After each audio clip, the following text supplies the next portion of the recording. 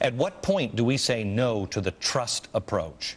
How many concrete examples of big government failures do you need to see before we start asking the right questions? Like, you keep saying we're going to pass this, everybody's against it. What's your real agenda here? Hey, who's involved? How are the unions involved? Providing better health care truly cannot be one of their reasons for passing it, because they've never provided better health care. The systems the government provides, as we saw in the last break, don't work. If you want to care for the elderly, Social Security is projected to pay out this year more in benefits than it collects in taxes, nearly $29 billion more. People are going to be retiring and asking for their money. And what's going to happen? The government is going to whip out a box full of IOU notes. Now they want to do this with health care as well? Why? Because it's not about health care. It never has been. It's about power. It is like the other thing in this bill that you should know about, education. Wait a minute, I thought this was health care. No. Education as well. We'll show you that when we come back. Cloward and Piven is true. Look it up if you don't know what it is. Look up Cloward and Piven right now. And it's an idea of financially collapsing the system and making sure that there's a framework underneath to catch it, so you can have that fundamental transformation. You look it up. You tell me if it makes more sense than what's going on in Washington and what they're telling you they're doing. Not only are they passing health care this bill, that's what they're threatening to do, passing health care this bill, but they are also attaching the student loan provision in the health care bill on the heels of it. And here's what it is.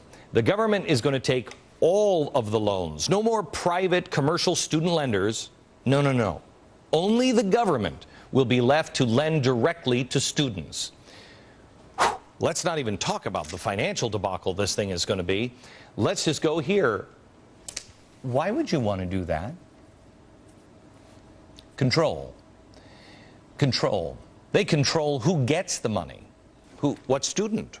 Who goes to school? Who doesn't? Who goes to a good school? Who gets more money? Who gets less? Oh, it's great. Which schools get the money? Which schools, depending on how diverse they are, what they teach. It's complete and absolute control.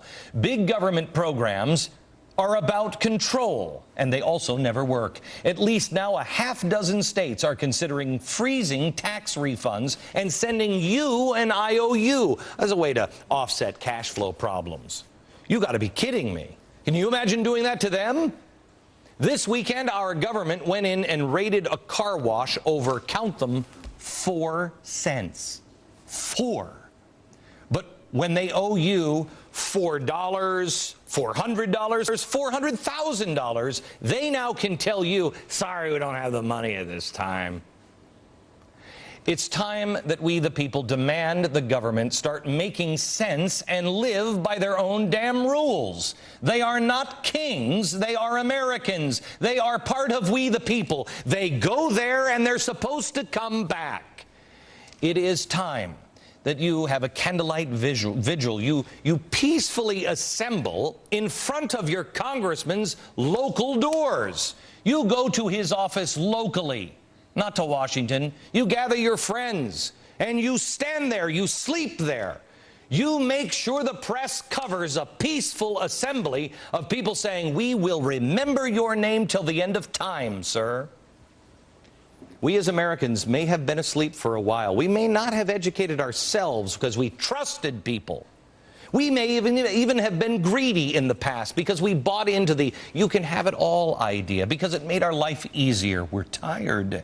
We're parents. We wanted to believe it. But make no mistake, America, you are still the people who won World War II. It wasn't the government, it was us. We are the people that conquered tyrants in every corner of the world. And make no mistake, Washington, that is who you're messing with. You can try to fundamentally transform this country all you want, but if you do, Americans are on the other side. We're not Europeans. We won't go back to sleep. Find the local office. Be peaceful, be kind, but sit down and don't move. You're an American. Demand that your rights come from God, not from a politician. When we come back, a lesson from Ben Franklin.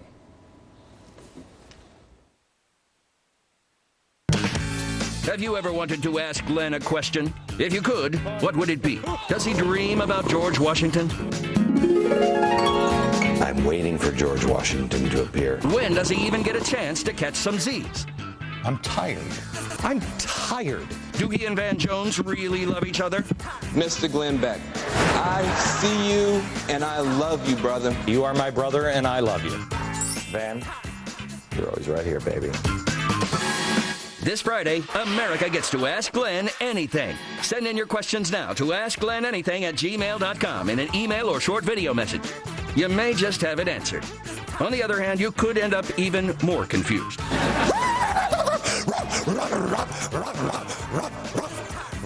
That's Friday, don't miss it.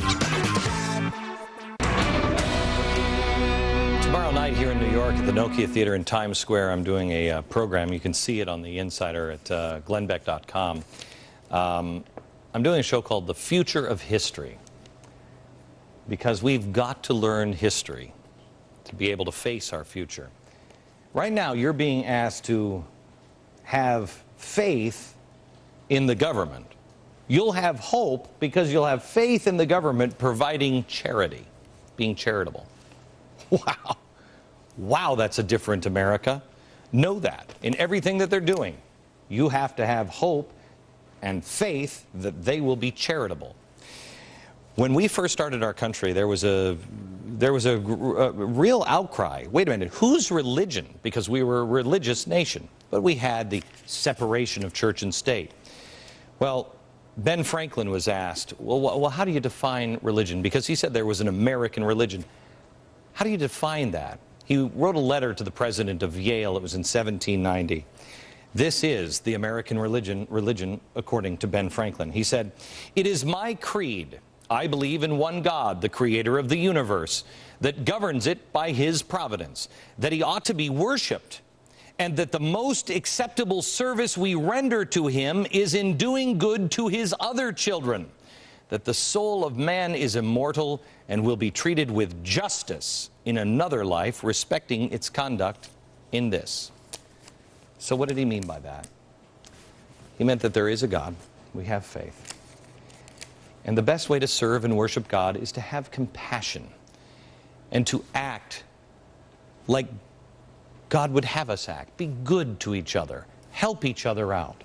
Not forced. There is no social justice as the way the progressives understand it. Social justice? Forced charity from the government? Then why would God have a judgment seat in the end? Because justice had been served down here. Compassion does not come from control. It doesn't. Charity does not come from control. Faith cannot be proven. It cannot come from a textbook. Hope cannot come from lies.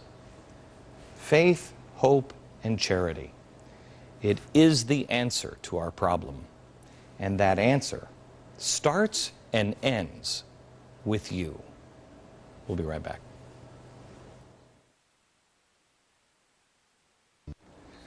Tomorrow, I want you to set your DVR. I want you to tell a friend, tell them tonight, you got to watch the Glenn Beck program.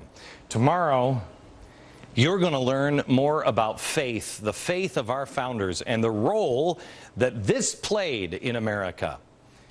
You're going to learn the truth about what we're really facing. You can only have hope if you really know. If somebody says, okay, you have cancer, but this is what we can do, that gives you hope. Not a doctor who says, oh no, everything's fine, we're past the worst of it. You got to know the truth. Tomorrow you'll get the truth. And charity. How did Bill Gates become so charitable? I think it has something to do with the Constitution and America itself. Set the DVR for tomorrow and tell at least one person, watch this show tomorrow. Don't miss it. From New York. Good night, America.